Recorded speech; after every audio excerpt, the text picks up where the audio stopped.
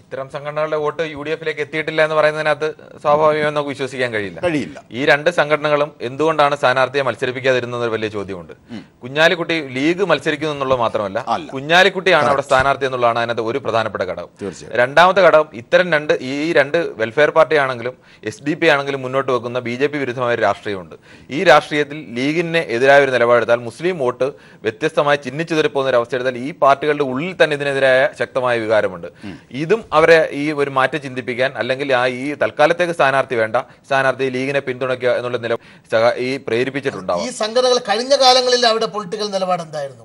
കഴിഞ്ഞ അസംബ്ലി തെരഞ്ഞെടുപ്പിലും കഴിഞ്ഞ പാർലമെന്റ് തെരഞ്ഞെടുപ്പിലും ഒക്കെ ഈ സംഘടനകളുടെ രാഷ്ട്രീയ നിലപാടുകൾ എന്തായിരുന്നു? ഈ രണ്ട് സംഘടനകളും കഴിഞ്ഞ ഓരോ തെരഞ്ഞെടുപ്പുകളിലും ഈ രണ്ട് സംഘടനകളും അവസരവാദപരമായ നിലപാടുകളോ, അല്ലെങ്കിൽ അവർക്ക് ആ സമയത്തുണ്ടാകുന്ന ഏതെങ്കിലും ഒരു പ്രത്യേക ഒരു പാർട്ടിയോട് കൂറുണ്ടാകുകയോ അല്ലെങ്കിൽ ഏതെങ്കിലും ഒരു മുന്നണിക്ക് സ്ഥിരമായി പിന്തുണ കൊടുക്കുകയും ചെയ്യുന്ന ഒരു സ്വഭാവമല്ല ഈ രണ്ട് പാർട്ടികളും ചെയ്തിട്ടുള്ളത്.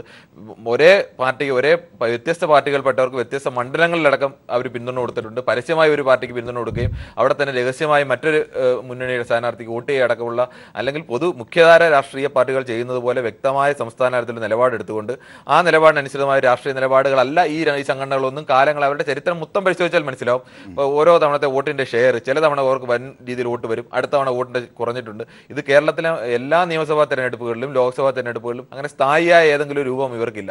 ഇത്തരം സംഘടനകൾക്ക് തന്നെ ഒരു പരിധിക്കപ്പുറം വളരാൻ കഴിയാത്തതും, ഇത്തരം തീവ്രമായ നിലപാടുകൾ സ്വീകരിക്കുന്ന സംഘടനകൾക്ക് ഒരു പരിധിക്കപ്പുറം ജനാധിപത്യ പ്രക്രിയയിൽ പങ്കാളിയാവാൻ കഴിയാത്തതും, ഇത്തരം സ്ഥായിയായ നിലപാടില്ലാത്തത് തന്നെ അവർ അവസരവാദ നിലപാടാണ് എടുക്കുന്നത്. SDP-യുടെ സ്ഥാനാർത്ഥി 47,853 വോട്ട്, വെൽഫെയർ പാർട്ടിയുടെ സ്ഥാനാർത്ഥി P. ഇസ്മയിൽ അന്ന് നേടിയത് 29,216 വോട്ട്. എവിടെ പോയി ശരത്ചന്ദ്ര പ്രസാദ്? തീർച്ചയായും ഇനി എണ്ണാനുള്ളത് UDF കേന്ദ്രങ്ങളുടെ വോട്ടുകളാണ്. ഒരുപക്ഷെ അതിന്റെ വിലയിരുത്തലുകളിലേക്ക് പോകുന്നതിന് മുമ്പ് 1,24,492 വോട്ടിന്റെ ഭൂരിപക്ഷമാണ് UDF സ്ഥാനാർത്ഥി PK കുഞ്ഞാലിക്കുട്ടിക്ക് ലഭിച്ചത്. കുഞ്ഞാലിക്കുട്ടിയുടെ ആഹ്ലാദ പ്രകടനത്തോട് ചേരുന്ന കുഞ്ഞാലിക്കുട്ടിയുടെ ദൃശ്യങ്ങൾ കൂടി ഈ ഘട്ടത്തിൽ തത്സമയം നമുക്ക് കാണാനാകുന്നുണ്ട്. 1,24,492 വോട്ടാണ് കുഞ്ഞാലിക്കുട്ടി നേടിയത്. അതായത് 1,24,000 ഭൂരിപക്ഷം മാത്രമേ, അല്ലെങ്കിൽ ഭൂരിപക്ഷമാണ് കുഞ്ഞാലിക്കുട്ടിക്ക് 55% വോട്ടുകൾ എണ്ണിക്കഴിയുമ്പോൾ നേടിയത്. ഒപ്പം അദ്ദേഹം സ്വന്തമാക്കിയത് ഏതാണ്ട് 3,42,834 വോട്ടുകളാണ് ലീഗ് സ്വന്തമാക്കിയത്, UDF സ്വന്തമാക്കിയത്. CPIM സ്ഥാനാർത്ഥി MB ഫൈസൽ നേടിയത് 2,18,342 വോട്ടുകളും ഏതാണ്ട് 65% വോട്ടെണ്ണുമ്പോൾ 1,24,635 അമ്പേ കുറവാണ് പ്രതീക്ഷിച്ചതിൽ നിന്നും. കുഞ്ഞാലിക്കുട്ടിക്ക് ശ്രീ ശരത്ചന്ദ്ര പ്രസാദ് കാര്യം മറിച്ചും തിരിച്ചും പറഞ്ഞാലും 100-നേക്കാൾ വലുതാണ് 200. അങ്ങനെയാണെങ്കിൽ ഈ വോട്ടിന്റെ ഭൂരിപക്ഷമാണോ കുഞ്ഞാലിക്കുട്ടിയെ പോലെ ഒരു അധികായന് വേണ്ടി വരിക?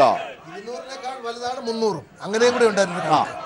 അപ്പൊ അതുകൊണ്ട് ഇത് ഒരിക്കലും കുറവാണ് എന്നൊരിക്കലും ഇപ്പോഴും പറയാൻ കഴിയില്ല. ഇപ്പൊ പറഞ്ഞപ്പോൾ തന്നെ പറഞ്ഞു, ഇനി എണ്ണാൻ പോകുന്ന സ്ഥലങ്ങൾ UDF-ന്റെ സ്ഥലങ്ങളാണെന്ന്. ദാറ്റ് മീൻസ് LDF-ന്റെ കേന്ദ്രങ്ങൾ അടക്കമുള്ള സ്ഥലങ്ങൾ എണ്ണിക്കഴിഞ്ഞപ്പോൾ 1,24,000 വോട്ടിന്റെ ഭൂരിപക്ഷം ഉണ്ടെങ്കിൽ ഇതിന്റെ ആക്സിലറേഷൻ കൂടാനാണ് സാധ്യത. ഈ പറഞ്ഞത് ശരിയാണെങ്കിൽ ഇനി എണ്ണാൻ പോകുന്നത് UDF-ന്റെ കേന്ദ്രങ്ങളിലാണെങ്കിൽ ആക്സിലറേഷൻ കൂടുകയാണ്.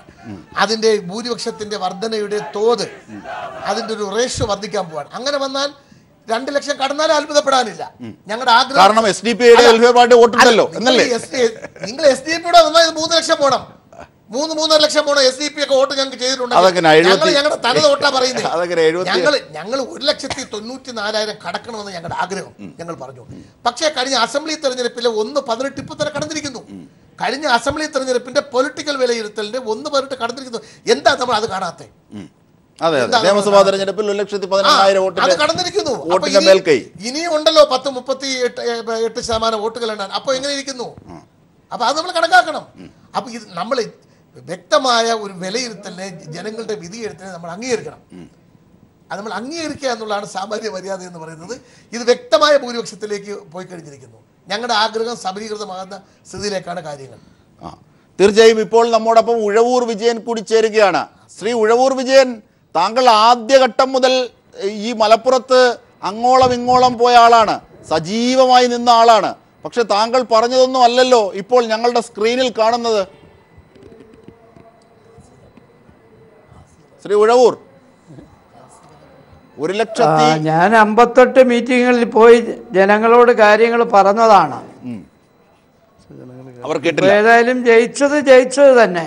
അതിനെ നമ്മൾ മറ്റു രീതിയിൽ വിമർശിക്കാൻ ആഗ്രഹിക്കുന്നില്ല.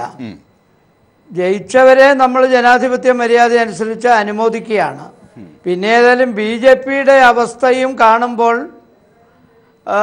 എങ്ങോട്ടാണ് കാര്യങ്ങൾ പോകുന്നത് എന്ന ഒരു ബോധ്യം ജനങ്ങൾക്കുണ്ടാകുന്നുണ്ട്.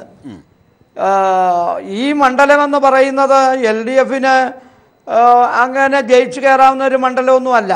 ബനാത്തുവാല പണ്ട് അവിടെ വരാതെ തന്നെ മണ്ഡലത്തിൽ തെരഞ്ഞെടുപ്പ് കഴിഞ്ഞാൽ പിന്നെ 5 വർഷം കഴിഞ്ഞ് അടുത്ത നോമിനേഷന് വേണ്ടി മാത്രം വന്നിട്ടും ജയിച്ചിട്ടുള്ള മണ്ഡലമാണ് ഈ മണ്ഡലം. ഏതായാലും ഇപ്പോൾ കുഞ്ഞാലിക്കുട്ടി നല്ല ലീഡിൽ പോയിക്കൊണ്ടിരിക്കുകയാണ്. അതിനെ മറ്റു രീതിയിൽ ചിത്രീകരിക്കാൻ ഞാൻ ആഗ്രഹിക്കുന്നില്ലെങ്കിലും വർഗീയതയുടെ ഒരു ധ്രുവീകരണം ഈ തെരഞ്ഞെടുപ്പിൽ നേരത്തെ തന്നെ SDPI അടക്കമുള്ള സംഘടനകൾ മനസാക്ഷി വോട്ടെന്ന് പറഞ്ഞപ്പോഴേ ഈ മനസാക്ഷി എങ്ങോട്ടാണെന്നുള്ള സംശയം ഞങ്ങൾക്കുണ്ടായിരുന്നു. സംശയം ഉണ്ടെന്ന് പറയാൻ പറ്റിയാൽ അങ്ങോട്ടായിരിക്കും എന്നുള്ള കാര്യത്തിൽ യാതൊരു തർക്കവുമില്ല. അതുകൊണ്ട് മതേതര ശക്തികളെ സംബന്ധിച്ചിടത്തോളം ഒന്നുകൂടി ശക്തമായി പ്രവർത്തിക്കണമെന്നുള്ളൊരു തോന്നൽ, ഒരു വീണ്ടും വിചാരം ഉണ്ടാകേണ്ടതിലേക്ക് കാര്യങ്ങൾ പോകും എന്നാണ് ഞങ്ങൾ ഈ തെരഞ്ഞെടുപ്പ് റിസൾട്ടിലൂടെ മനസ്സിലാക്കുന്നത്. അതിനായിട്ടുള്ള ഒരു നീക്കം ഇതിൽ പാഠം പഠിക്കണം. പാഠം കുറെ അല്ല അവിടെ LDFന് മേൽ ഉയരുന്ന ഒരു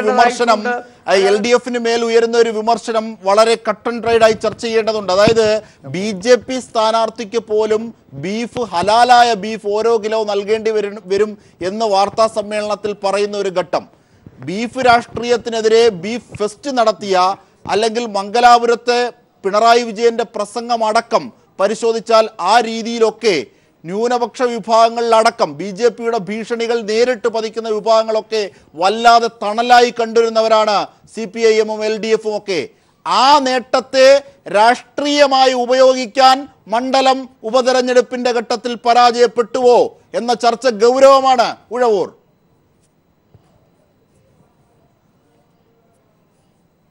അത് ഗൗരവമായി എടുക്കേണ്ട ഒരു വിഷയമാണ്. ഒരു സമയത്ത് BJPക്കാർ പറഞ്ഞു ബീഫ് കഴിക്കുന്നവരെ കണ്ടാൽ കൊല്ലും.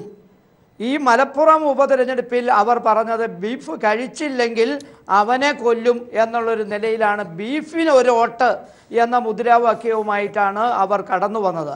അത് നല്ല ബീഫ് തരും. അതുകൊണ്ട് BJPക്കാരെ കണ്ടാലെല്ലാം മലപ്പുറം നിയോജക മണ്ഡലത്തിൽ നിന്ന് കാളകളും പശുക്കളും കോഴിക്കോട് മണ്ഡലത്തിലേക്ക് ഓടിപ്പോകുന്ന ഒരു സ്ഥിതിവിശേഷം വരെ അവിടെ ഉണ്ടായിരുന്നു എന്നാണ് ഞാൻ പ്രസംഗത്തിൽ അവിടെ സൂചിപ്പിച്ചത്. ഏതായാലും BJPക്കാർക്ക് അവിടെ നേട്ടമുണ്ടാക്കാൻ കഴിഞ്ഞില്ല എന്നുള്ള ഒരു ആശ്വാസം ഉണ്ടെങ്കിലും LDFന് നേട്ടമുണ്ടാക്കാൻ സാധിച്ചില്ല എന്നുള്ള ദുഃഖത്തോടു കൂടി തന്നെയാണ് അതിന് പരിഹാരം കാണാൻ വേണ്ടി മതേതര ശക്തികൾക്ക് ഒന്നുകൂടി ചിന്തിക്കാൻ, ഒരാത്മപരിശോധന നടത്താൻ, വിഷയം പഠിക്കാൻ ഈ തെരഞ്ഞെടുപ്പ് ഫലം ഉപയോഗപ്പെടുത്തണം എന്നുള്ള ഒരു നിർദ്ദേശമാണ് ജനങ്ങൾ നൽകിയിട്ടുള്ളത് എന്നുള്ളതും മനസ്സിലാക്കാൻ ഇടതുപക്ഷ ജനാധിപത്യ മുന്നണി തയ്യാറാകണം. ഇടതുപക്ഷ ജനാധിപത്യ മുന്നണിയുടെ യോഗം ചേർന്ന് ഇത് വിലയിരുത്തുകയും അതുപോലെ മലപ്പുറത്തെ കമ്മിറ്റിയും ഈ വിഷയം വിലയിരുത്തിയതിനു ശേഷം അവിടെ എന്താണോ പരിഹാരമുണ്ടാക്കേണ്ടത് പരിഹാരമുണ്ടാക്കിക്കൊണ്ട് തന്നെ മുമ്പോട്ട് പോകും. അതാണ് സജി ജോസഫ് ശ്രീ ഉഴവൂർ വിജയൻ പറയുന്നത്. അതാണ് ആ മണ്ഡലങ്ങളിലൊക്കെ പോയി തെരഞ്ഞെടുപ്പ് പ്രചരണത്തിൽ പങ്കെടുത്ത ഒരാൾ എന്നുള്ള നിലയിൽ GM ബനാത്തുവാല അങ്ങ് കർണാടകയിൽ ഇരുന്നു കൊണ്ട് ആ മണ്ഡലത്തിൽ വരാതെ പോലും ജയിച്ചിരുന്ന ഒരു പാരമ്പര്യമുണ്ട്. നാമൊക്കെ തമാശയായി പറയാറുണ്ട്, ലീഗിന്റെ പേരിൽ ഒരു കൊടി നിർത്തിയാലും അവിടെ ജയിക്കുമെന്ന്. അത്രയേറെ ഷുവർ സീറ്റ്, അല്ലെങ്കിൽ അത്രയേറെ അത് അട്ടിമറിക്കാൻ മഞ്ചേരിയുടെ ഘട്ടത്തിൽ, മഞ്ചേരി മണ്ഡലമായിരുന്ന ഘട്ടത്തിൽ TK ഹംസയ്ക്ക് 2004 കഴിഞ്ഞു. അങ്ങനെയാണെങ്കിൽ അതിലേക്കൊക്കെ ഉയരാനുള്ള ഉയർച്ചയുടെ പടിയിൽ UDF പതറുന്നു പല ഘട്ടങ്ങളിലും. എങ്ങനെ കമ്മ്യൂണലായ കൺസോൾട്ടേഷൻ സാധ്യമാക്കാനായി UDF കൂടുതൽ ഊർജം ചെലവഴിച്ചു എന്ന വിമർശനമടക്കമാണ് ഉഴവൂർ മുമ്പോട്ട് വെക്കുന്നത്. തങ്ങളുടെ കാര്യങ്ങൾ പരിശോധിക്കുമെന്നും അവർ പറയുന്നു. തങ്ങൾക്കുണ്ടായ പരാജയത്തിന്റെ വശങ്ങൾ എന്ത് എന്ന് ശ്രീ സജി ജോസഫ്, 1,30,000 വോട്ടാണ് ലീഡ് കടന്നത് കുഞ്ഞാലിക്കുട്ടിക്ക്. പറയൂ സജി ജോസഫ്.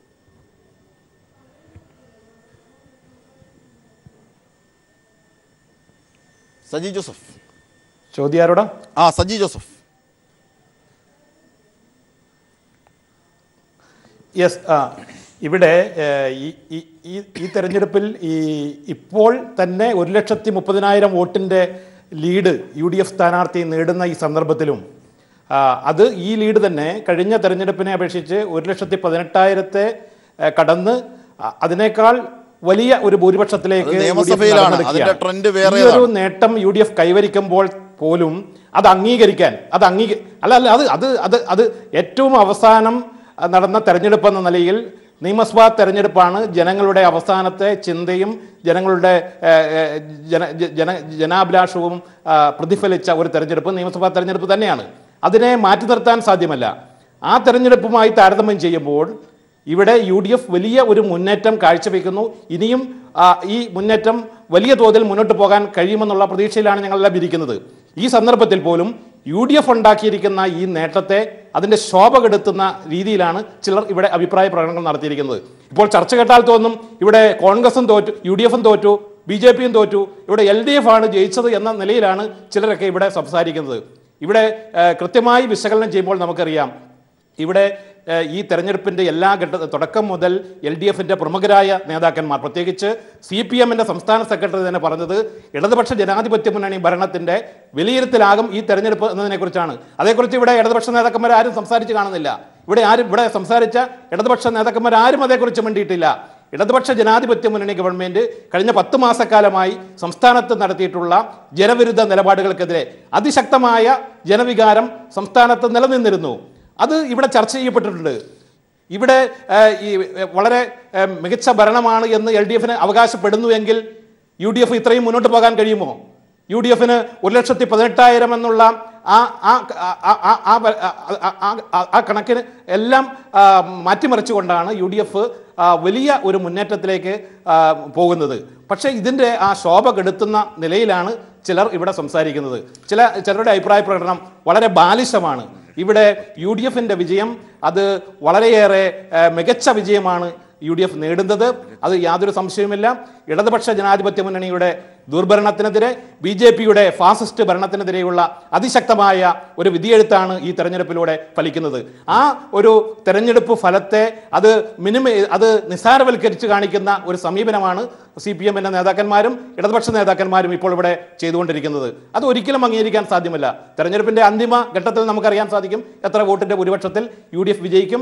UDFിൻ്റെ നേതാക്കന്മാർ വളരെ കൃത്യമായി നേരത്തെ പറഞ്ഞിട്ടുണ്ട്, വലിയ ഭൂരിപക്ഷത്തോടു കൂടി മികച്ച വിജയം ഈ UDF ഈ തെരഞ്ഞെടുപ്പിൽ കാഴ്ചവെക്കാൻ സാധിക്കും എന്ന് നേരത്തെ പറഞ്ഞിട്ടുണ്ട്. ആ പ്രഖ്യാപനം തീർച്ചയായും അത് ശരിവെക്കുന്ന വിധത്തിലാണ് ലീഡിംഗ് നില ഇപ്പോൾ കാണുന്നത്. ആണോ ശ്രീ ആനത്തല വട്ടമാനന്ദൻ? ഈ ലോക്സഭയിലേക്ക് നടന്ന തെരഞ്ഞെടുപ്പ് സംസ്ഥാന സർക്കാരിന്റെ വിലയിരുത്തലായി പരിഗണിക്കാമോ? ഒരു രാഷ്ട്രീയ ഘട്ടത്തിൽ തെരഞ്ഞെടുപ്പിന്റെ ചൂടുമായി ബന്ധപ്പെട്ട് പറയുന്ന കാര്യത്തെ അങ്ങനെ അടർത്തിയെടുക്കേണ്ടതുണ്ടോ? അല്ല, തെരഞ്ഞെടുപ്പ് ഘട്ടത്തിൽ പാർട്ടി സംസ്ഥാന സെക്രട്ടറി പറഞ്ഞത് സാധാരണ ഒരു തെരഞ്ഞെടുപ്പ് നടക്കുമ്പോൾ ദേശീയ രാഷ്ട്രീയവും സംസ്ഥാന രാഷ്ട്രീയവും ഒക്കെ വിലയിരുത്താറുണ്ട്. ആ നിലയിൽ കേരളത്തിലെ LDF ഭരണത്തെയും അതുപോലെ തന്നെ കേന്ദ്ര ഗവൺമെൻറ് ഭരണത്തെയും നയങ്ങളെയും ഒക്കെ വിലയിരുത്തുന്നതാണ് ഈ തെരഞ്ഞെടുപ്പ്. അതിനകത്തൊരു അതിശയോക്തിയൊന്നുമില്ല, സാധാരണ പറയാറുള്ളത് തന്നെയാണ്. ഇവിടെ ശ്രീ ജോസഫ് സൂചിപ്പിച്ച പോലെ വലിയ പുരോഗതി UDFന് കൈവരിക്കുമെന്ന് പറയുമ്പോൾ കഴിഞ്ഞ നിയമസഭാ തെരഞ്ഞെടുപ്പിൽ 4,92,575 വോട്ട് UDFന് ലഭിച്ചിട്ടുണ്ട്. ആ 4,92,575 വോട്ടിന് പുറമേ ഇപ്പോൾ നേരത്തെ നാം വിശകലനം ചെയ്ത പോലെ SDPI, welfare party, Jamaat-e Islami തുടങ്ങിയ മുസ്ലിം സംഘടനകളെല്ലാം ദേശീയ രാഷ്ട്രീയത്തിൽ BJP RSS ഒരു വെല്ലുവിളിയായി വരുന്നു എന്നുള്ളത് കൊണ്ട് അതിന് ബദലായി അണിനിരക്കണം എന്നുള്ള സന്ദേശം ആ മണ്ഡലത്തിൽ ഏശിയിട്ടുണ്ട്. അപ്പോൾ അതുകൂടെ ഇതിൻ്റെ കൂടെ പ്ലസ് ആവും. 5 ലക്ഷത്തിന് പുറമെ പിന്നീടൊരു കാര്യം 80,000-ഓളം വോട്ട് കൂടുതലായിട്ടുണ്ട്, വർദ്ധിച്ചിട്ടുണ്ട്. അതും ഇതിൻ്റെ ഇടയിൽ ഒരു ഭാഗം അവർക്ക് കിട്ടുമല്ലോ. ഇതെല്ലാം കൂടി വരുമ്പോൾ എത്ര വോട്ടിൻ്റെ ഭൂരിപക്ഷം കിട്ടണം മിസ്റ്റർ ജോസെ UDFന്? അത് നിങ്ങൾക്ക് കിട്ടുമോ? 1,96,000 പുറമെ ഇതുകൊണ്ട് കൂട്ടണമല്ലോ. അതായത് 1175 ബൂത്തുകളാണ് അവിടെ ഉണ്ടായിരുന്നത്. അതിൽ ഏതാണ്ട് ഇനി ബാക്കിയുള്ളത് 345 ബൂത്തുകൾ മാത്രമേ ഇനി എണ്ണാൻ ബാക്കിയുള്ളൂ. അതായത് ബഹുഭൂരിപക്ഷവും ലയൺ ഷെയറും എണ്ണിക്കഴിഞ്ഞിരിക്കുന്നു. അങ്ങനെയാണെങ്കിൽ ഈ ഭൂരിപക്ഷം ഒരുപക്ഷെ കുഞ്ഞാലിക്കുട്ടിയുടെ ഘട്ടത്തിൽ പ്രതീക്ഷിച്ചതല്ല എന്ന വിലയിരുത്തലുകൾക്ക് യുക്തി വരികയാണ്. അങ്ങനെയാണെങ്കിൽ വലിയ വലിയ വിലയിരുത്തലുകളുമായി ബന്ധപ്പെട്ട കാര്യങ്ങളിലേക്കൊക്കെ ശ്രീ ആനത്തല വട്ടമാനന്ദൻ താങ്കൾ പറഞ്ഞതിലേക്കൊക്കെ വരേണ്ടതുണ്ട്. കെ കെ സുരേന്ദ്രനിലേക്ക് കൂടി പോകുന്നു. ശ്രീ കെ കെ സുരേന്ദ്രൻ, ഈ അഹമ്മദ് സാഹിബിന്റെ കാര്യത്തിൽ സഹതാപ തരംഗം ഉണ്ടായിട്ടുണ്ടോ കുഞ്ഞാലിക്കുട്ടിക്ക് അനുഗുണമായി? അജിംഷാദ്, അതിനു മുമ്പ് ഒന്ന് രണ്ട് കാര്യങ്ങൾ സൂചിപ്പിക്കേണ്ടതുണ്ട്. ഒന്ന്, ഞാൻ പറഞ്ഞ കാര്യത്തോട് സുരേന്ദ്ര ബാബു യോജിച്ചതിൽ എനിക്ക് സന്തോഷമുണ്ട്. മാർക്സിസ്റ്റ് പാർട്ടി അവിടെ പരിശ്രമിച്ചത് മുസ്ലിം ഏകീകരണത്തിന് വേണ്ടിയാണ്. ആ ഏകീകരണത്തിന് വേണ്ടി പരിശ്രമിച്ചത് പരിപൂർണമായി വിജയിച്ചിരിക്കുന്നു. പക്ഷെ അതിൻ്റെ ഗുണം UDF-നാണ് ഉണ്ടായിട്ടുള്ളത്. അത് അദ്ദേഹം സമ്മതിച്ചതിൽ സന്തോഷമുണ്ട്. മറ്റൊരു കാര്യം, BJP അവിടെ ബീഫ് രാഷ്ട്രീയം ഉയർത്തിപ്പിടിച്ചിട്ടില്ല. BJP സ്ഥാനാർത്ഥി പത്രസമ്മേളനത്തിനിടെ മാധ്യമപ്രവർത്തകരുടെ ചോദ്യത്തിന് മറുപടിയായി കേരളത്തിൽ ബീഫ് നിരോധിക്കപ്പെട്ടിട്ടില്ലാത്തടത്തോളം കാലം കേരളത്തിൽ നല്ല ബീഫ് നൽകണം, ആ നല്ല ബീഫ് നൽകണമെന്ന് പറഞ്ഞതിനെയാണ് മാർക്സിസ്റ്റ് പാർട്ടിയും മുസ്ലിം ലീഗും UDF-ഉം LDF-ഉം അതിന് രാഷ്ട്രീയമായി. ഞാൻ പറയുന്നത് കേൾക്കാമോ? കേൾക്കാം, പറഞ്ഞു. ഹലോ ഹലോ കേൾക്കാം, പറഞ്ഞോളൂ. കേൾക്കാം. ഹലോ കേൾക്കാം ശ്രീ സുരേന്ദ്രൻ, കേൾക്കാം. ഹലോ, കേൾക്കാമോ? അപ്പോൾ അതിനെയാണ് മാർക്സിസ്റ്റ് പാർട്ടിയും LDF-ഉം UDF-ഉം രാഷ്ട്രീയമായിട്ട് അവിടെ തെരഞ്ഞെടുപ്പിനെ രാഷ്ട്രീയ പ്രശ്നങ്ങൾ ഉന്നയിക്കാതെ ബീഫ് രാഷ്ട്രീയം ഉന്നയിച്ചുകൊണ്ട് വർഗീയ ധ്രുവീകരണം ഉണ്ടാക്കിയത്. BJP തികച്ചും രാഷ്ട്രീയമായ പ്രചരണങ്ങളാണ് അവിടെ സംഘടിപ്പിച്ചത്. കേന്ദ്ര സർക്കാരിൻ്റെ നേട്ടവും മാർക്സിസ്റ്റ് ഗവൺമെന്റിന്റെ ജനവിരുദ്ധ നിലപാടുകളുമാണ് BJP ജനങ്ങളെ ബോധ്യപ്പെടുത്തിയത്. അത് BJPക്ക് അനുകൂലമായ ഒരു അവസരം അവിടെ ഉണ്ടായിട്ടുണ്ട്, സാഹചര്യം ഉണ്ടായിട്ടുണ്ട്. BJPക്ക് കഴിഞ്ഞ തെരഞ്ഞെടുപ്പിനേക്കാൾ വോട്ട് കുറയാൻ പോകുന്നില്ല. പക്ഷെ മാർക്സിസ്റ്റ് പാർട്ടിക്ക് കഴിഞ്ഞ തെരഞ്ഞെടുപ്പിനേക്കാൾ വോട്ട് കുറയാൻ പോവുകയാണ്. കാരണം കഴിഞ്ഞ അസംബ്ലി തെരഞ്ഞെടുപ്പിൽ മാർക്സിസ്റ്റ് പാർട്ടിക്ക് ഇടതുപക്ഷ ജനാധിപത്യ മുന്നണിക്ക് അവിടെ ലഭിച്ച വോട്ട് ഒരു കാരണവശാലും ഈ തെരഞ്ഞെടുപ്പിൽ ലഭിക്കാൻ പോകുന്നില്ല. അതുകൊണ്ട് അവിടെ CPM ആണ് പരാജയപ്പെടുന്നത്. സംസ്ഥാനത്ത് CPM ഭരണകൂടത്തിൻ്റെ പരാജയം ജനങ്ങൾ വിലയിരുത്തിയിരിക്കുന്നു. ഈ ധാർഷ്ട്യത്തിന്, ഈ അഹങ്കാരത്തിന് ജനങ്ങൾ നൽകിയ തിരിച്ചടിയാണ് ഈ തെരഞ്ഞെടുപ്പിന്റെ മാർക്സിസ്റ്റ് പാർട്ടി കേട്ടിരിക്കുന്നത്. അതേസമയത്ത് BJPക്ക് ജനപിന്തുണ വർദ്ധിക്കുന്ന സാഹചര്യമാണ് തെരഞ്ഞെടുപ്പിന്. ഇനി ഏതാണ്ട് 2,40,000 വോട്ടുകൾ മാത്രമാണ് എണ്ണാനുള്ളത്. ബഹുഭൂരിപക്ഷവും എണ്ണിക്കഴിഞ്ഞിരിക്കുന്നു. ഏതാണ്ട് 9,43,000 സംതിങ് വോട്ടുകളാണ് ഉള്ളത്. അതിൽ 2,40,000 വോട്ടുകൾ മാത്രമാണ് ഇനി എണ്ണാനുള്ളത്.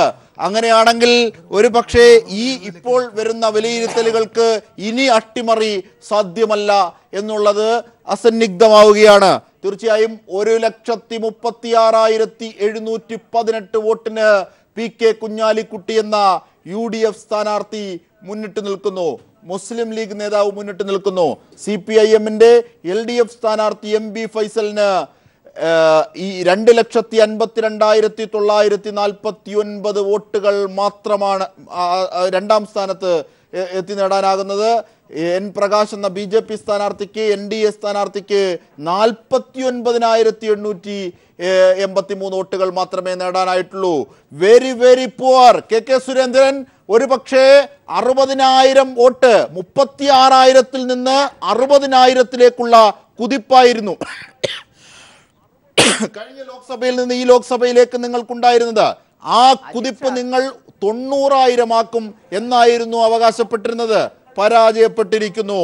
50,000 വോട്ട് കഷ്ടിച്ച് തികയ്ക്കാൻ മാത്രമേ, അല്ലെങ്കിൽ 50,216 വോട്ട് തികയ്ക്കാനേ നിങ്ങൾക്ക് കഴിഞ്ഞിരിക്കുന്നുള്ളൂ. ഇപ്പോൾ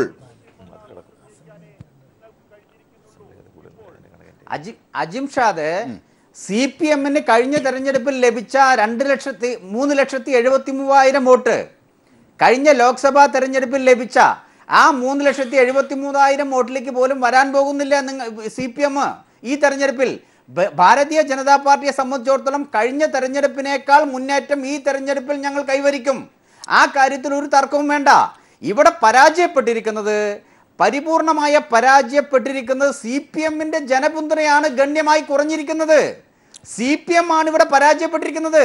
ഇവിടെ CPM വിജയിക്കുകയും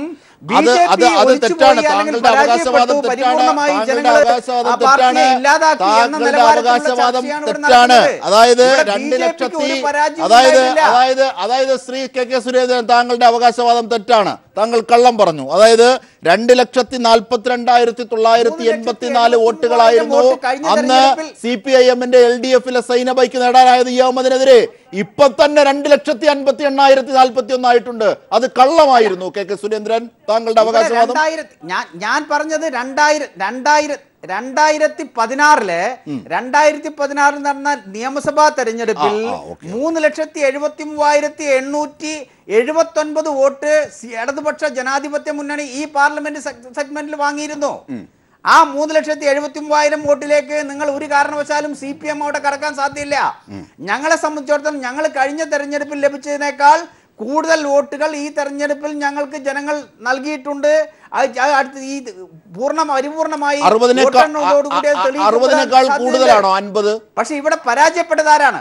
ഇവിടെ പരാജയപ്പെട്ടിരിക്കുന്നത് CPM-ന്റെ വർഗീയ ധ്രുവീകരണത്തിന് വേണ്ടിയിട്ടുള്ള രാഷ്ട്രീയ പ്രവർത്തനത്തിനേറ്റ തിരിച്ചടി, മാർക്സിസ്റ്റ് പാർട്ടിയുടെ ദുർഭരണത്തിനേറ്റ തിരിച്ചടി, മാർക്സിസ്റ്റ് പാർട്ടിയുടെ അഹങ്കാരത്തിനേറ്റ തിരിച്ചടി. അതായത് ഒന്നാം സ്ഥാനത്തെത്തിയത് UDF സ്ഥാനാർത്ഥി, ഒന്നാം സ്ഥാനത്തെത്തിയത് ലീഗ് സ്ഥാനാർത്ഥി, മൂന്നാം സ്ഥാനക്കാരനായ BJP സ്ഥാനാർത്ഥി, അപ്പോഴും രണ്ടാമത് എത്തിച്ചത് CPM ആണെന്നാണ് ഞാൻ പറയുന്നത്. അത് എത്തിച്ചത് CPM ആണെന്നാണ് ഞാൻ പറഞ്ഞത്. എന്ത് ചെയ്യാൻ നേരത്തെ ബാസുരാൻ വേറെ മാർഗം നോക്കില്ല. ശ്രീ SRS അതാണ്. അതായത് ഒരുപക്ഷെ ശ്രീ ബാസുരേന്ദ്ര ബാബു, അതായത് SRS പറഞ്ഞത് ശരിയാണ്. അതായത് അങ്ങനെയാണ് അവർ സ്ഥിരം പല്ലവിയായിരുന്നത്. അതായത് അവർ ഉയർത്തുന്ന ഫാസിസ്റ്റ് രാഷ്ട്രീയത്തിനെ, അല്ലെങ്കിൽ ഹൈന്ദവ രാഷ്ട്രീയം, ഇവരുടെ CPIM-ന്റെ ഭാഷയിൽ അത്തരത്തിലുള്ള ഇതിനെ എതിർക്കാൻ ഏറ്റവും ശക്തമായ പാർട്ടി CPIM ആണ് എന്ന് ഇവരുടെ വിമർശനത്തിൽ നിന്ന് തന്നെ ബോധ്യമാകാം. എന്നിട്ടും അത് മലപ്പുറം ജനതയെ ബോധ്യപ്പെടുത്താൻ ആയില്ലല്ലോ LDF-ന്. അത് ആ അർത്ഥത്തിൽ പരാജയമാണല്ലോ കൂടുതൽ. അല്ല, അതിനകത്ത് ശ്രീ സുരേന്ദ്രൻ പറഞ്ഞുകൊണ്ടിരിക്കുന്ന ഒരു കാര്യം, സുരേന്ദ്രബാബു മുസ്ലിം ഏകീകരണത്തെക്കുറിച്ച് സംസാരിച്ചു എന്നാണ്. മുസ്ലിം ഏകീകരണം സംഭവിക്കുന്നത് ബീഫ് എന്ന ഇഷ്യൂവായി ബന്ധിപ്പിച്ചാണ്. ബീഫ് രാഷ്ട്രീയം ഉയർത്തിക്കൊണ്ടുവന്നത് നിങ്ങളുടെ പാർട്ടിയാണ്. അതാകട്ടെ UP-യിലൊക്കെ എത്തുമ്പോഴേക്കും അവിടുത്തെ മുസ്ലിം വിഭാഗത്തെ അങ്ങേയറ്റം ദുരന്തപൂർണമായ രീതിയിൽ ശിഥിലീകരിക്കുന്നതിൽ നിങ്ങൾക്ക് വിജയിച്ചിട്ടുണ്ട്. ഉദാഹരണത്തിന് അതിനകത്ത് താങ്കൾ തൽക്കാലം നിർത്തൂ സുരേന്ദ്ര, താങ്കൾ തൽക്കാലം നിർത്തൂ. ഞാൻ പറഞ്ഞു പറയട്ടെ. ബഹളം വെക്കാതെ, താങ്കൾക്ക് വേറെ ചാനലിൽ പോകേണ്ടതുണ്ടാകുമ്പോൾ അവിടെ പറഞ്ഞാൽ മതി. ഞാൻ പറയുന്ന ഇത്രയും ഉള്ളൂ. ബീഫ് രാഷ്ട്രീയം എന്നത് ഒരു രാഷ്ട്രീയ പരിഗണനയുടെ ഒരു മുദ്രാവാക്യമേ അല്ല. നിങ്ങളൊരു മുദ്രാവാക്യമായി ഉയർത്തിയത് ഹൈന്ദവ ഏകീകരണത്തിനാണ്. ഹൈന്ദവ ഏകീകരണം നടക്കുമ്പോൾ സ്വാഭാവികമായും ന്യൂനപക്ഷ ഏകീകരണം നടക്കും. ഈ മണ്ഡലത്തിൽ ന്യൂനപക്ഷം എന്ന് പറയുന്നത് ആ മണ്ഡലത്തിലെ ഭൂരിപക്ഷമാണ്. ആ സാഹചര്യത്തിൽ ന്യൂനപക്ഷ ഏകീകരണം അവിടെ സംഭവിച്ചിരിക്കുന്നു എന്നാണ് ഞാൻ പറയുന്നത്. ആ ന്യൂനപക്ഷ ഏകീകരണം ഫാസിസ്റ്റ് വിരുദ്ധമായിരിക്കുന്നത് കൊണ്ട് പുരോഗാമിയുമാണ്. അങ്ങനെ വരുമ്പോൾ നിങ്ങളുടെ സ്ഥാനാർത്ഥിയുടെ വോട്ട് കുറഞ്ഞു പോകുന്നത് നിങ്ങളുടെ പാർട്ടി അവിടുത്തെ രാഷ്ട്രീയത്തിൽ നിന്ന് മുൻകാലഘട്ടത്തിൽ ലഭിച്ചിരുന്നതിനേക്കാൾ പിന്നോട്ട് പോയിരിക്കുന്നു എന്ന് മാത്രമേ ഞാൻ പറഞ്ഞുള്ളൂ. മറ്റൊന്ന്, ഇവിടെ സംഭവിച്ചിരിക്കുന്നത് ന്യൂനപക്ഷ ഏകീകരണത്തിന്റെ ഭാഗമായി ലഭിക്കേണ്ടിയിരുന്ന വോട്ട് UDF-ന് ലഭിക്കുന്നില്ല. അത് നിങ്ങൾക്കും ലഭിക്കുന്നില്ല, UDF-ന് ലഭിക്കുന്നില്ല എങ്കിൽ ആ വോട്ട് LDF-ന് പോയിരിക്കുന്നു എന്നാണ്. ലളിതമായ ഒരു കണക്കിന്റെ യുക്തിയാണ് ഞാൻ പറഞ്ഞത്. താങ്കൾക്കത് മനസ്സിലാകാതെ പോകുന്നത്, എന്ത് വില കൊടുത്താലും താങ്കളൊക്കെ ആത്മാവ് മോദിക്ക് പണയം വെച്ച് കഴിഞ്ഞിരിക്കുന്നു. ഒരിക്കലും മോചിപ്പിക്കാത്ത രീതിയിൽ അത് സംഭവിച്ചിരിക്കുന്നത് കൊണ്ട് ഇടതുപക്ഷം തോൽക്കുക എന്നതാണ് താങ്കളുടെ സ്വപ്നത്തിൽ പോലും താങ്കളെ ആഹ്ലാദിപ്പിക്കുന്ന ഘടകം. ഉദാഹരണത്തിന് താങ്കളുടെ നേതാവ് തന്നെ ഇപ്പോഴെന്താണ് ഒറീസയിൽ പറഞ്ഞത്? മാർക്സിസ്റ്റ് പാർട്ടിയെ തോൽപ്പിക്കുക എന്നാണ് ഞങ്ങളുടെ ലക്ഷ്യം. ചെറിയൊരു പാർട്ടിയാണല്ലോ, 3 സംസ്ഥാനങ്ങളിലേ ഉള്ളല്ലോ. എന്നിട്ടും താങ്കളുടെ നേതാവ് ഉറക്കമിളച്ച് ഇതിനെ തോൽപ്പിക്കാനിരിക്കുന്നതിന്റെ കാരണം കോൺഗ്രസ് അമ്പയെ തറപറ്റിപ്പോയതാണ് ശരത്ചന്ദ്ര പ്രസാദ്. ആ സാഹചര്യത്തിൽ ഇവിടെ ഈ ന്യൂനപക്ഷ ഏകീകരണം സംഭവിച്ചിരിക്കുന്നതിന്റെ ക്രെഡിറ്റ് നേരിട്ട് ഇടതുപക്ഷത്തിന് തന്നെയാണ് പോകുന്നത്. അതുകൊണ്ടാണ് സുരേന്ദ്രന് പോലും അങ്ങനെ സംസാരിക്കേണ്ടി വരുന്നത്. ഒന്നാം സ്ഥാനക്കാരനായ UDF-നെ അല്ല, രണ്ടാം സ്ഥാനത്ത് നിൽക്കുന്ന LDF-നെയാണ് ഇപ്പോഴും സുരേന്ദ്രനും മോഡിക്കും ഭയം. അതാണ് ശ്രീ SRS, അങ്ങനെ തന്നെയാണോ അതിനെ കാണേണ്ടത്? അതായത് അഖിലേന്ത്യാ സമ്മേളനം നടക്കുന്നു RSS-ന്റെ. ശ്രീ ബാസുരേന്ദ്ര ബാബു തന്നെ സൂചിപ്പിച്ചു, അഖിലേന്ത്യാ സമ്മേളനം നടക്കുന്ന ഘട്ടത്തിൽ RSS പ്രമുഖമായി എതിർക്കാനായി അവരുടെ ഒരു പ്രമേയം തന്നെ മാറ്റിവെച്ചത് CPIM-നെതിരെയാണ്. ഇവിടെയും നോക്കൂ, രണ്ടാം സ്ഥാനത്തെത്തിയിട്ടും CPIM-നെയാണല്ലോ വെറുതെ വിടാത്തത്. എൻ്റെ ഒരു സംശയമാണ്, ഒരു മാധ്യമ പ്രവർത്തകർ. അല്ല, എല്ലാ മാധ്യമ പ്രവർത്തകർക്കും ഉള്ള സംശയം തന്നെയാണത്. എന്തിനാണ് ഇവരിങ്ങനെ CPM-ന്റെ പുറകെ നടക്കുന്നത്? അവർക്ക് കോൺഗ്രസിനെ പോലും വേണ്ട. കാരണം അതൊക്കെ എപ്പോൾ വേണമെങ്കിലും അവർക്ക് പർച്ചേസ് ചെയ്യാൻ കഴിയുന്ന കമ്മ്യൂണിറ്റീസാണ്. ഇന്ത്യൻ രാഷ്ട്രീയത്തിൽ അവർക്ക് പർച്ചേസ് ചെയ്യാൻ കഴിയാത്ത ആശയദാർഢ്യമുള്ളൊരു ഒരു പാർട്ടി എന്നുള്ള നിലയിൽ അതിനെ അവർക്ക് അങ്ങനെ തോൽപ്പിക്കാൻ പറ്റില്ല. തോൽപ്പിക്കാൻ പറ്റും പലതരത്തിലും, പക്ഷേ അതുകൊണ്ടാണ് അവർ അതിൻ്റെ പിന്നാലെ വേട്ടയാടിക്കൊണ്ടിരിക്കുന്നത്. അല്ലെങ്കിൽ കേരളത്തിൽ ഈ മറ്റേ ഗവൺമെൻറ് നിലനിന്ന് പോകണം എന്ന് BJP-ക്കാർക്ക് ആഗ്രഹമില്ലാത്തതും അതുകൊണ്ട് തന്നെ. അതാണ് ശ്രീ ശരേന്ദ്ര പ്രസാദ്, കുഞ്ഞാലിക്കുട്ടിയുടെ ഈ വിജയത്തിൽ പൂർണ്ണമായും ആഹ്ലാദിക്കാനാകുന്നില്ല. കാരണം BJP-യുടെ എതിർപ്പ് CPIM-ലേക്കും ഇടതുപക്ഷത്തിലേക്കും തിരിയുന്നു. അങ്ങനെയാണെങ്കിൽ എന്താകും അതിൻ്റെ? ആഹ്ലാദിക്കാൻ കഴിയുന്നില്ല. അല്ല, ഞങ്ങൾ പൂർണ്ണമായ ആഹ്ലാദത്തിലാണ്. SRS ഇവിടെ പറഞ്ഞു വന്നൊരു കാര്യം, ഇത് കോൺഗ്രസ് എന്ന് പറയുന്നത് BJP-ക്ക് എപ്പോഴും പർച്ചേസ് ചെയ്യാൻ പറ്റുന്ന ഒരു കമോഡിറ്റി ആണെന്നാണ് അദ്ദേഹം പറഞ്ഞത്. ശരിയാണ്, അദ്ദേഹം പറഞ്ഞ കറക്റ്റാണ്. 77-ലെ ഇന്ത്യൻ രാഷ്ട്രീയം, 80-ലെ ഇന്ത്യൻ രാഷ്ട്രീയം, 85-ലെ ഇന്ത്യൻ രാഷ്ട്രീയം, 89-ലെ ഇന്ത്യൻ രാഷ്ട്രീയം, 91-ലെ ഇന്ത്യൻ രാഷ്ട്രീയം, ഈ കഴിഞ്ഞ കാലങ്ങളിൽ കഴിഞ്ഞൊരു UPA ഗവൺമെൻറ് അധികാരത്തിൽ വരുന്ന ആദ്യത്തെ 5 വർഷം ഒഴിച്ചുള്ളൊരു കാലഘട്ടത്തിലെ ഇന്ത്യൻ രാഷ്ട്രീയത്തിൽ CPM എടുത്ത അവസരവാദമായ റോള് BJP അടക്കമുള്ള സംഘപരിവാർ ശക്തികളെ ഇന്ത്യൻ രാഷ്ട്രീയത്തിൽ സഹായിച്ച ഏക രാഷ്ട്രീയ പ്രസ്ഥാനം കമ്മ്യൂണിസ്റ്റ് പ്രസ്ഥാനങ്ങളാണ് ഇന്ത്യയിലെ. പ്രത്യേകിച്ച് മാർക്സിസ്റ്റ് പാർട്ടി അന്ധമായ കോൺഗ്രസ് വിരോധത്തിന്റെ പേരിൽ ഇന്ദിരാഗാന്ധിയെ തോപ്പിക്കാൻ, രാജീവ് ഗാന്ധിയെ തോപ്പിക്കാൻ, ഇപ്പൊ കോൺഗ്രസിനെ തോപ്പിക്കാൻ, ഞാൻ പറഞ്ഞു തീർന്നുണ്ട്. ഇപ്പൊ എല്ലാം 10 വർഷം ഭരിച്ചതെന്നുള്ള കാര്യം 10 വർഷം 5 വർഷത്തെ പറഞ്ഞല്ലോ. അത് ആ 5 വർഷം, ആദ്യത്തെ 5 വർഷം ഒഴിച്ചുള്ള CPM-ന്റെ നിലപാട് കോൺഗ്രസ് വിരുദ്ധമാണ്. അതിന് അവർ BJP-യും സംഘപരിവാർ ശക്തികളുമായി ഇന്നലെ കൂട്ടുകൂടിയിട്ടുണ്ട്. കഴിഞ്ഞ നിയമസഭാ തെരഞ്ഞെടുപ്പിൽ പോലും BJP-യുടെ ലക്ഷ്യം അവർക്ക് കൂടുതൽ MLA-മാരെ ഉണ്ടാക്കുക എന്നുള്ളതാണ്. അതിന് CPM അവർ തമ്മിൽ ധാരണ ഉണ്ടായിരുന്നു കഴിഞ്ഞ നിയമസഭാ തെരഞ്ഞെടുപ്പിലും. ഇനി അങ്ങോട്ടുള്ള തെരഞ്ഞെടുപ്പിലും ഇവർ തമ്മിൽ കോൺഗ്രസ്. ഇപ്പോൾ CPM-ന്റെ ജോലി എന്താ? കേരളത്തിൽ BJP-ക്ക് വോട്ട് കിട്ടാൻ വേണ്ടി കോൺഗ്രസിനെ ഒറ്റപ്പെടുത്തുക, കോൺഗ്രസിനെ ക്ഷീണപ്പെടുത്തുക, ആശയപരമായ കോൺഗ്രസിനെ ദുർബലപ്പെടുത്താനുള്ള ശ്രമമാണ്. എന്തിനാണ്? BJP-യെ സഹായിക്കാം. BJP വോട്ട് പിടിച്ചാൽ CPM-ന് അധികാരം നിലനിർത്താം എന്നാണ് CPM കരുതിയിരിക്കുന്നത്. അതുകൊണ്ട് നിങ്ങൾ തമ്മിലുള്ള സാങ്കേതികമായ കൊലപാതക രാഷ്ട്രീയം ഉള്ളതുകൊണ്ട് തൽക്കാലത്തേക്ക് നിങ്ങൾക്ക് വിരോധം തോന്നും. കൊലപാതക രാഷ്ട്രീയം BJP-യും മാർക്സിസ്റ്റ് പാർട്ടിയും തമ്മിൽ കേരളത്തിൽ ഉള്ളപ്പോഴും നിങ്ങൾ ഐക്യമുണ്ടാക്കി പോയിട്ടുണ്ട്. കേരള രാഷ്ട്രീയം തെളിയിച്ചിട്ടുള്ളതാണ്. ഈ തെരഞ്ഞെടുപ്പിൽ UDF ശക്തമായി മുന്നോട്ട് വെച്ചത് കേന്ദ്ര സംസ്ഥാന ഗവൺമെന്റിനെതിരെയുള്ള രാഷ്ട്രീയമാണ്. ആ രാഷ്ട്രീയത്തിനാണ് ജനങ്ങൾ വിധി എഴുതിയത്. UDF-ന് അനുകൂലമായി വിധി എഴുതിയാൽ അത് മുസ്ലിം കൺസോൾട്ടേഷൻ അല്ലെങ്കിൽ വർഗീയ കൺസോൾട്ടേഷൻ, LDF-ന് അനുകൂലമായി വന്നാൽ അത് മതനിരപേക്ഷ കൺസോൾട്ടേഷൻ. അങ്ങനെ പറയുന്നത് ശരിയല്ല. ഇത് കേരളത്തിൽ ഈ നടന്ന തെരഞ്ഞെടുപ്പിൽ, മലപ്പുറം പാർലമെന്റ് തെരഞ്ഞെടുപ്പിൽ UDF, കോൺഗ്രസ്, മുസ്ലിം ലീഗ് കേന്ദ്ര സംസ്ഥാന ഗവൺമെന്റിനെതിരെയാണ് ജനങ്ങളെ സമീപിച്ചത്. ജനങ്ങൾ അതിന് അനുകൂലമായി വിധി എഴുതിയിരിക്കുന്നു. കഴിഞ്ഞ നിയമസഭാ തെരഞ്ഞെടുപ്പിൽ ഉണ്ടായിരുന്ന 1,18,000 വോട്ടിന്റെ LDF-ന്റെ അവർക്ക് LDF-ന് ലഭിച്ചിരുന്ന ആ 1,18,000 UDF-ന് കിട്ടിയിരുന്ന ലീഡ് അത് നമ്മളിതാ കടന്നുപോയിരിക്കുന്നു. ഇപ്പൊ 1,46,000 അതിനെ വിലയിരുത്താൻ തീർച്ചയായും 1,46,036 വോട്ടിന്റെ ഭൂരിപക്ഷമാണ് UDF സ്ഥാനാർത്ഥി ലീഗ് നേതാവ്, മുസ്ലിം ലീഗ് നേതാവ് കുഞ്ഞാലിക്കുട്ടിക്കുള്ളത്.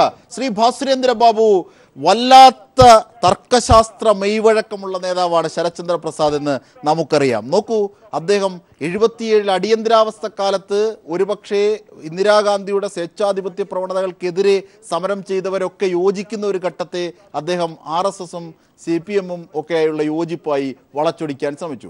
പിന്നീട് VP സിംഗിന്റെ കാലഘട്ടത്തിൽ ചെറുതാണ് BJP-യുടെ സംഘപരിവാർ ശക്തികളുടെ വർഗീയത. VP സിംഗ് അതായത് രഥയാത്ര നടത്തി തടഞ്ഞിട്ട് പോലും നരസിംഹറാവുവിന് 4-3 ഭൂരിപക്ഷം ഉണ്ടായിട്ടും ആ ബാബറി മസ്ജിദ് പൊളിക്കുന്നത് തടയാനായില്ല. പക്ഷേ ഭൂരിപക്ഷമില്ലാതെ താഴെ വീഴുമെന്ന് അറിഞ്ഞിട്ടും തടഞ്ഞ VP സിംഗ് സർക്കാരിനെ പിന്തുണച്ചു എന്നതാണ് CPIM-ന്റെ ഒരു കുറ്റമായി, മറ്റൊരു കുറ്റമായി അദ്ദേഹം ചൂണ്ടിക്കാണിക്കുന്നത്. ഇതൊക്കെ രാഷ്ട്രീയമായി ചരിത്രപരമായി പരിശോധിക്കാം. ശ്രീ ബാസുരേന്ദ്ര ബാബു ഈ ഘട്ടത്തിൽ ചുരുങ്ങിയ വേളയിൽ അല്ല CPIM പിന്തുണയ്ക്കുകയായിരുന്നു. 2014